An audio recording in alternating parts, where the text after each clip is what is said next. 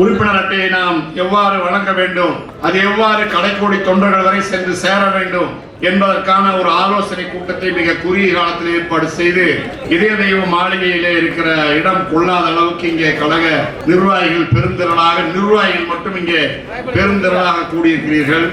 ஒரே ஒரு கருத்தை மட்டும் நான் சொல்லிக்கொள்ள கடமைப்பட்டிருக்கிறேன். இந்த உறுப்பினர் அட்டையானது யார் யாருடைய அட்டையாக இருந்தாலும் அது அனைத்தும் அவரவர்களுக்கு போய் சேரத்தக்க வகையிலே கழக நிர்வாகிகள் பணியாற்ற வேண்டும்.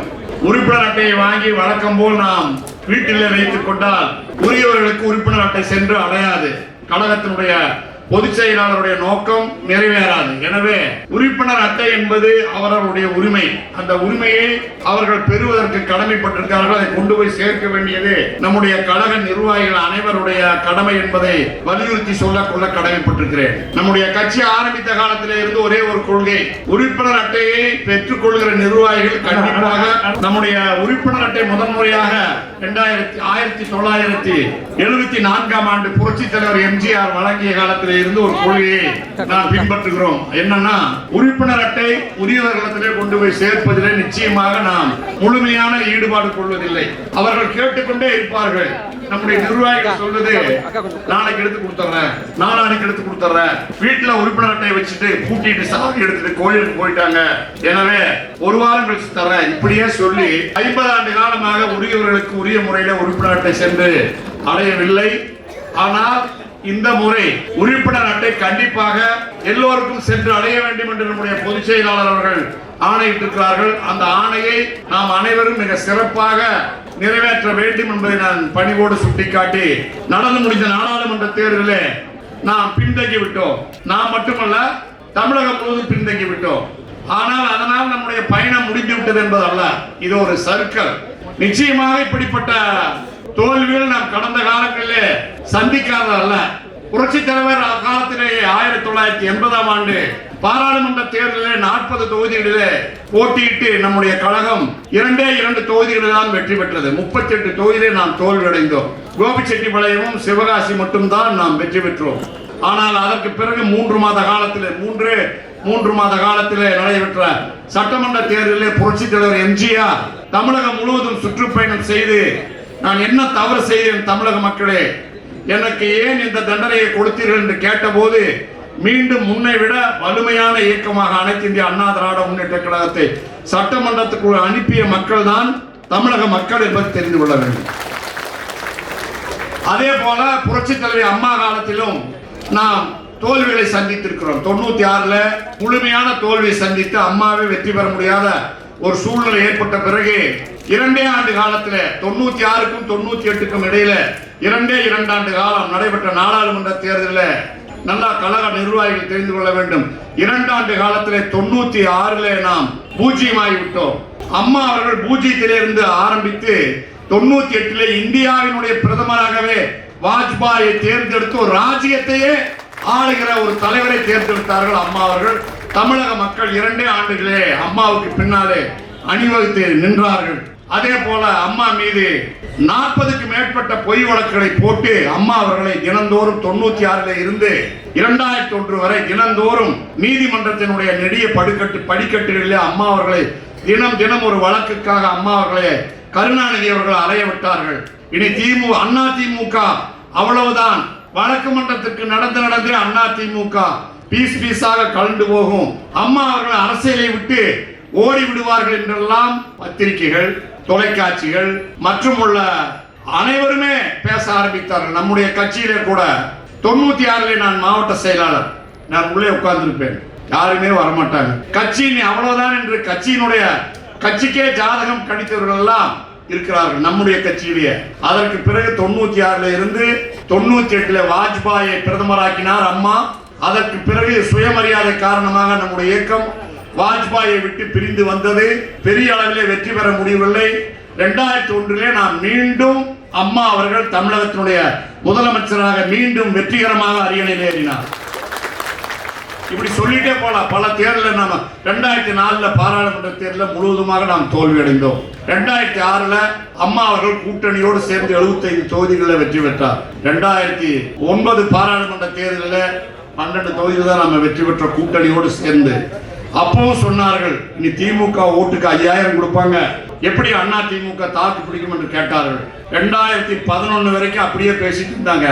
2010 ஜூலை மாதம் 13ஆம் தேதி சிதம்பரம் பூங்காவில் அம்மா அவர்கள் தலைமையில் ஒரு கண்டன ஆர்ப்பாட்டம் நடைபெற்றது. 2010 ஜூலை 13ஆம் தேதி அந்த கண்டன ஆர்ப்பாட்டம் ஒரே ஒரு கண்டன ஆர்ப்பாட்டம் தமிழகத்தினுடைய அரசியல் வரலாற்றையே திருப்பி போட்டு விட்டது. அதற்கு பிறகு 6 மாத காலத்தில் அதற்கு பிறகு திருச்சியில ஒரு கண்டன ஆர்ப்பாட்டம், மதுரையில ஒரு கண்டன ஆர்ப்பாட்டம், 2011 சட்டமன்ற தேர்தல் நடைபெற்றது. அனைத்து இந்திய அண்ணா திராவிட முன்னேற்ற கழகம் அமோகமாக வெற்றி பெற்றது. ஆளும் கட்சியும் அண்ணா திமுக, பிரதான எதிர்கட்சியாக திமுக வர முடியவில்லை. நம்முடைய கூட்டணியில் இருந்த விஜயகாந்த் அவர்கள் தான் எதிர்கட்சி தலைவராகவும் வர முடிந்தது. திமுக எங்கே இருக்கிறது என்று தெரியாத ஒரு சூழ்நிலை 2011 ஏற்பட்டது. இதையெல்லாம் நான் ஏன் குறிப்பிடுகிறேன் என்று சொன்னால், ஒரு அரசியல் கட்சி வெற்றி அடைவதும் தோல்வி அடைவதும் பொது வாழ்க்கையில் சகஜம். ஆனால் கழக தொண்டர்களாகிய நீங்கள் உயிரோட்டமாக இருந்தால் எத்தனை சோதனைகள் வந்தாலும் 2010 என்ன சொன்னாங்க, திமுக ஓட்டுக்கு 4000 கொடுப்பான், 5000 கொடுப்பான், அண்ணா திமுக கிட்ட என்ன இருக்குது, எப்படி அண்ணா திமுக ஜெயிக்கும், முடிஞ்சு போச்சு கதை அப்படின்னாங்க. ஒரே ஒரு மக்கள் சக்தியை சிதம்பரம் பூங்காவிலே தமிழக மக்கள் திரட்டி காட்டினார்கள். அம்மா மீண்டும் முதலமைச்சராக வந்தார்கள். எதிர்கட்சி அந்தஸ்தை கூட திமுக பெற முடியவில்லை. இங்கே நான் ஒன்றை ஆணித்தரமாக தெளிவாக குறிப்பிட விரும்புகிறேன். அனைத்து இந்திய அண்ணா திராவிட முன்னேற்ற கழகத்தை ஆரம்பித்த தலைவர் புரட்சி தலைவர் எம்ஜிஆர் இந்த இயக்கத்தை தொடங்கிய நேரம், தொடங்கிய நாள், தொடங்கிய நட்சத்திரம், தொடங்கிய ராசி பலன் என்றைக்கும் இந்த இயக்கத்திற்கு அழிவே இல்லை. ஒரு சிறு சறுக்கல் வந்தால் திரும்ப அண்ணா திமுக எழுந்து நிற்கும் போது இமயமலையாக அல்ல, எவரெஸ்ட் சிகரமாக அண்ணா திமுக எழுந்து நிற்கும். எனவே நாம் இப்போது சறுக்கி இருக்கிறோம். சறுக்கல் கேரள மாநிலத்தில் கம்யூனிஸ்ட் கட்சி 2019 ஒரே இடத்துல தான் வெற்றி பெற்றது.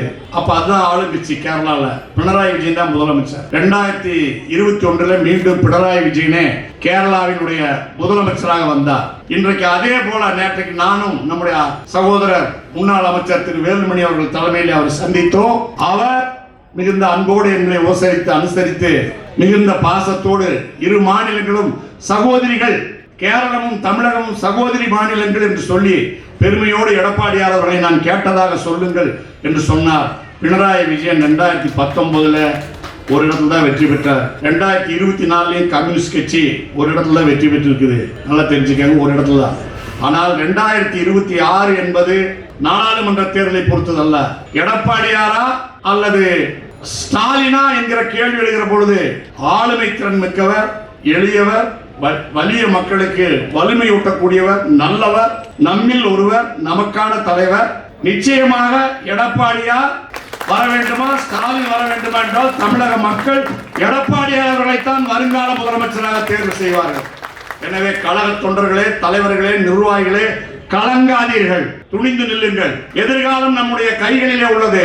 இந்த அண்ணா திமுகவை தொடங்கிய புரட்சி தலைவர் எம்ஜிஆர், இந்த இயக்கத்தை வழிநடத்திய புரட்சி தலைவி அம்மா, இந்த இருவரும் சக்திகளும் நம்மை நிச்சயமாக கண்டிப்பாக கட்டி காத்து மாபெரும் வெற்றி பாதையிலே அழைத்து செல்வார்கள்.